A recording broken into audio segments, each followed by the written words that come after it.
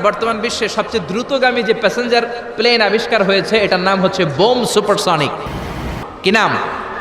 Bomb supersonic. Bomb bomb Afridi না, আবার bomb supersonic. এটা ঘন্টায় চলে 1300 কিলোমিটার বেগে। এটা দিয়েও যাওয়া যাবে না, কারণ কোনো প্যাসেঞ্জার বিমান দিয়ে এই যে মাধ্যাকর্ষণ শক্তি এটাকে ডিঙানো যায় না। আমাদেরকে যেতে হবে রকেট দিয়ে। কোন রকেট দিয়ে যাব? যেই রকেট দিয়ে নীল আর্মস্ট্রং, এডউইন অলড্রিন আর মাইকেল কলিন্স 1969-এ চাঁদে নেমেছিল। ওই রকেটটার নাম হচ্ছে অ্যাপোলো 11। যারা যারা হাত তুলছেন একটু নামটা মুখস্থ রাখেন, অ্যাপোলো 11। তা না হলে আপনি ঘুরে আসলে লোকেরা জিজ্ঞেস করতে পারে কোন রকেটে গেছিলেন, তখন বলতে হবে না অ্যাপোলো 11-এ গেছিলাম। তো ঠিক আছে, যারা যারা হাত তুললেন তারা আর আমি এখন পৃথিবী থেকে সবচেয়ে কাছের যে তারাটা প্রক্সিমা সেন্ট্রাই তার নাম, ওইখানে পিকনিকে যাব। তো এই যে রকেটটা দিয়ে যাব অ্যাপোলো 11, এটা কত দ্রুত চলে এটা আগে শোনেন। এই অ্যাপোলো 11 সেকেন্ডে চলে 11 কিলোমিটার বেগে, মিনিটে চলে 660 কিলোমিটার বেগে, আর ঘন্টায় চলে 39,000 কিলোমিটার বেগে। সুবহানাল্লাহ, মজা করে কইতে পারলেন না? 39,000 কিলোমিটার বেগে ঘন্টায় চলে। আচ্ছা, বাংলাদেশ থেকে আমেরিকা কত কিলো হবে? 8-10,000 কিলো। তার মানে এই রকেটটা দিয়ে বাংলাদেশ থেকে আমেরিকায় 1 ঘন্টায় 4 বার আসা যাওয়া করা যাবে। সুবহানাল্লাহ পড়েন। তো যারা যারা হাত তুলেছেন, আসেন আমরা এই রকেট দিয়ে পৃথিবীর সবচাইতে কাছের তারা প্রক্সিমা সেন্ট্রাইতে শীতকালের পিকনিকে যাব। কিন্তু যাবেন যে কত সময় লাগবে এটাও তো জানার দরকার আছে না নাই? যেই রকেটটা অ্যাপোলো 11 ঘন্টায় চলে কত হাজার কিলোমিটার বেগে? 39,000 কিলোমিটার বেগে। 39,000 কিলোমিটার বেগে ছোটে এরকম একটা রকেট দিয়ে যদি পৃথিবীর সবচেয়ে কাছের তারায় আমরা পৌঁছতে চাই, আমাদের 1,15,000 বছর লেগে যাবে।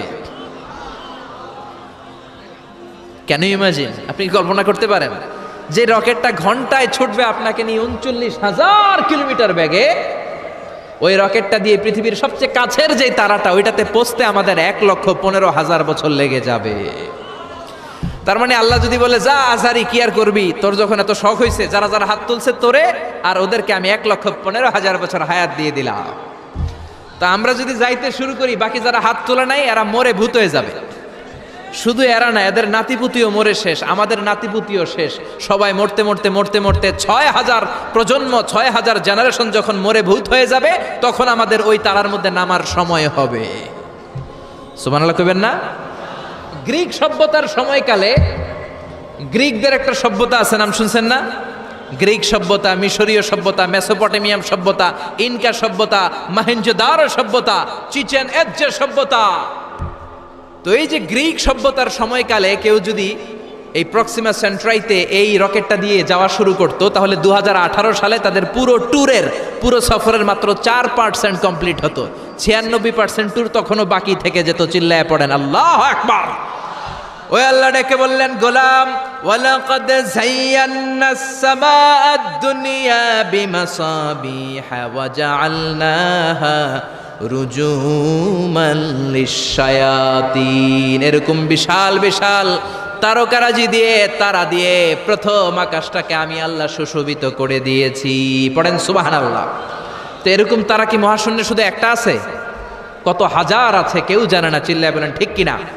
এরপরে রাব্বুল আলামিন প্রথম রুকুর শেষের দিকে বললেন, ওয়া আসিররু কাওলাকুম আও ইজহারু বিহি ইন্নাহু আলিমুম বিযাতিস সুদূর। ও গোলাম, তোমরা আস্তে কোনো কথা বলো, প্রকাশ্যে বলো কিংবা গোপনে বলো, কেউ শোনে না। শোনে কে? চিল্লায় বলেন, কেউ যেটা দেখে না দেখে কে? কেউ যেটা শোনে না শোনে কে? দুনিয়ার সবার চোখ আপনি ফাঁকি দিতে পারবেন, আমার আল্লাহর চোখ ফাঁকি দেয়া যাবে নাকি? আচ্ছা বলেন তো, পুলিশের চোখ ফাঁকি দেয়া যায় কি যায় না? র্যাবের চোখ, বিমানবন্দরে কাস্টমস অফিসারের চোখ, দুর্নীতি দমন কমিশনের অফিসারের চোখ, পরীক্ষার হলে ম্যাজিস্ট্রেটের চোখ, কিন্তু আমার আল্লাহর চোখ ফাঁকি দেয়া যায়? আপনি রাত্রিবেলা দরজা বন্ধ করে জানলা আটকে দিয়ে বাতি বন্ধ করে পাপ করেছেন, অন্যায় করেছেন, কেউ দেখে নাই, দেখেছে কে? এরপরে ওই আল্লাহ বললেন, আওয়ালাম ইয়ারাউ ইলা আত-তায়রি ফাওকাহুম সাফাতিন ওয়া ইয়াকবিদনা মা ইউমসিকুহুন্না ইল্লার রাহমান ইন্নাহু বিকুল্লি শাইইম বাসীর। আল্লাহ ডেকে বললেন, গোলাম ওরা কি পাখির দিকে তাকায় না? আওয়ালাম ইয়ারাউ ইলা আত-তায়র, ওরা কি পাখির দিকে নজর করে না? ফাওকাহুম সাফাতিন ওয়া ইয়াকবিদ, যেই পাখিগুলো ওদের মাথার উপর দিয়ে উড়ে বেড়ায়, যেই পাখিগুলো ওদের মাথার উপরে ডানাগুলো মেলে দেয়, আবার ডানাগুলো ঝাপটে জমিনের মধ্যে নেমে আসে, ওরা কি পাখির দিকে তাকায় না? কেউ যদি পাখি নিয়ে গবেষণা করে সে নাস্তিক হতে পারে। আপনি যদি পাখি নিয়ে রিসার্চ করেন আপনি নাস্তিক হতে পারবেন না। এজন্য আল্লাহ তাআলা পবিত্র আল কোরআন আল কারীমের অনেক জায়গায় পাখির কথা বললেন, পাখি দিয়ে আল্লাহ দৃষ্টান্ত দিলেন। সুলাইমান আলাইহিস সালামকে আল্লাহ তাআলা একটা স্পেশাল পাখি দিলেন, ওটার নাম হচ্ছে হুদহুদ। 1000 মিটার উপর থেকেও তার এই পাখির চোখে মেগাপিক্সেল এত বেশি ছিল, জমিনের দিকে নজর করেই জমিনের কত ফুট নিচে মিষ্টি পানি আছে এই পানির সন্ধান সে সুলাইমান নবীকে দিয়ে দিত। সুবহানাল্লাহ পড়েন। কত কিসিমের, কত ধরনের, কত রং বেরঙের পাখি যে আল্লাহ পৃথিবীতে বানিয়েছেন তার কোনো ইয়ত্তা নেই। হামিং বার্ড নামে একটা পাখি আছে, নর্থ আমেরিকাতে পাওয়া যায়, পৃথিবীর সবচেয়ে ছোট্ট সাইজের পাখি। এটা যখন প্রাপ্ত বয়সে পৌঁছে এই পাখিটার সাইজ হয় মাত্র 3 ইঞ্চি। কয় ইঞ্চি? পৃথিবীর সব পাখি সামনের দিকে উড়ে, আর এই হামিং বার্ড সামনেও যেমনি উড়ে পিছনের দিকে উঠতে পারে। সুবহানাল্লাহ কইলেন না? এই পাখিটা প্রতি সেকেন্ডে তার পাখা ঝাপটায় 80 বার। কয়বার? আমি আপনি আমাদের হাতগুলো 1 সেকেন্ডে ঝাপটাতে পারবো কয়বার? 4 বার, সবচেয়ে বেশি হলে 5 বার। আর এই পাখিটা প্রতি সেকেন্ডে তার ডানা ঝাপটায় 80 বার। চিল্লায় এখন সুবহানাল্লাহ। আলপিন সুইফট নামে একটা পাখি আছে, সাউথ ইউরোপের আল্পস পর্বতমালার পাশে এই পাখিগুলো পাওয়া যায়। গোটা বিশ্বে এটাকে সুইফট বার্ড বলে, সুইফট বার্ড। এই সুইফট বার্ড একবার শূন্যে উড়াল দেওয়া শুরু করলে 8 মাস উড়ন্ত অবস্থায় থাকতে পারে। আবার কোনো প্রয়োজনে পৃথিবীতে নেমে আসে, আবার উড়াল দিলে আবার 8 মাস, আবার নেমে আসে, আবার উড়াল দিলে আবার 8 মাস। সুবহানাল্লাহ পড়েন। হোমা বার্ড নামে একটা পাখি আছে, যেই পাখিটা উড়ন্ত অবস্থায় ডিম পেড়ে দেয়, আর ওই ডিম জমিনে পড়ার আগেই উড়ন্ত অবস্থায় শূন্যে থাকতে ওই ডিম ফুটে বাচ্চা বেরোয়, ওই বাচ্চাও আবার শূন্যে উঠতে শুরু করে দেয়।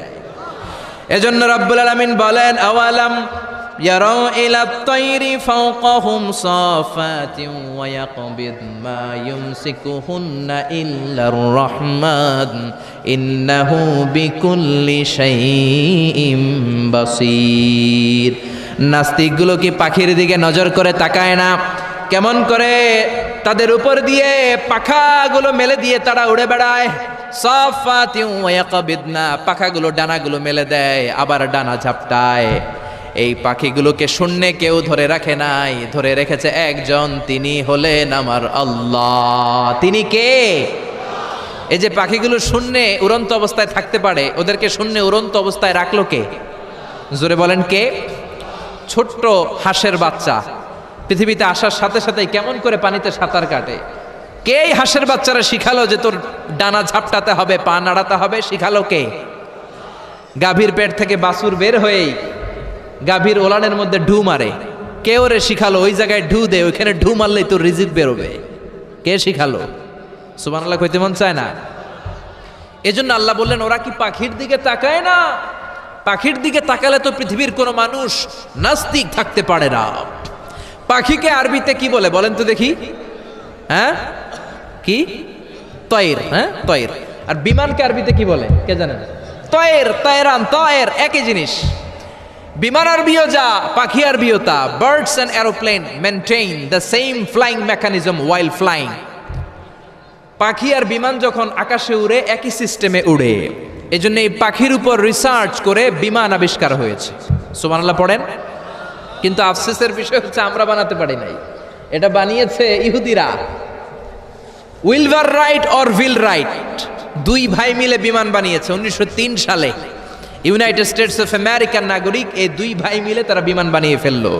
আমরা বানাতে পারি নাই। আমরা আছি মদ আর নারী নিয়ে, আমরা আছি হিন্দি সিনেমা নিয়ে, আমরা আছি মারামারি নিয়ে, আমরা আছি কাফের ফতুয়া দেয়া নিয়ে, আমরা আছি তর্কাতর্কি নিয়ে, জি বাংলা নিয়ে, স্টার জলসা নিয়ে, কিরণমালা নিয়ে। চিল্লায় বলেন ঠিক কিনা?